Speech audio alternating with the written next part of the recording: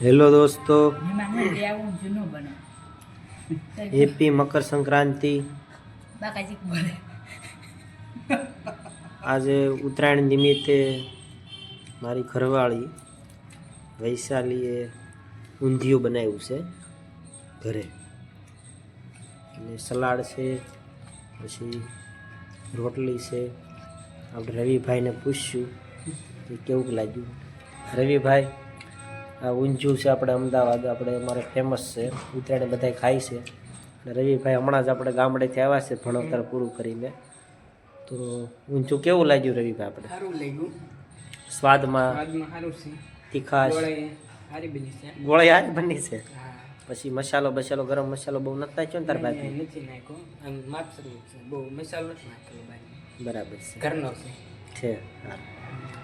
હવે આપણે જેણે બનાવ્યું છે એને જ આપણે પૂછી લેવું, એ તો સારું જ કહે, કારણ કે એણે બનાવ્યું છે, સમજ્યા? હેલો વૈશાલી, કેવું બન્યું છે આપણે ઊંધિયું તે બનાવ્યું? એટલે તો રવિભાઈ પાસે આપણે રિવ્યુ પહેલા લઈ લીધો કે તને એમ થાય ને, એણે કીધું સારું નહીં, તે ખાધું, તને કેમ લાગ્યું? તને સારું લાગ્યું,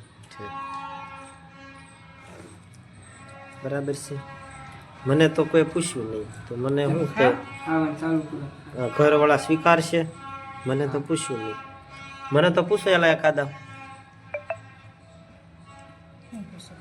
કે કેવું ઊંધિયું લાગ્યું,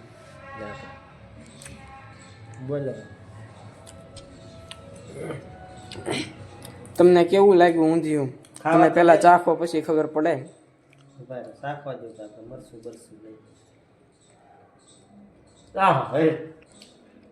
ઊંધિયું એટલે ઊંચું છે, વૈશાલી જેવું મીઠું ઊંધિયું।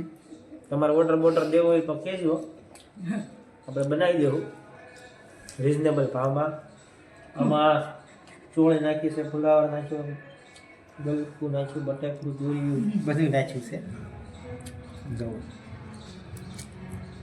બહુ સરસ અને બહુ સ્વાદિષ્ટ બન્યું છે, દુકાન જેવું, બહુ તેલ નથી, બહાર તો બહુ તેલ આવે, નુકસાન કરે, લિમિટેડ છે, પ્યોર સિંગતેલમાં બનાવ્યું છે આપણે, બરાબર?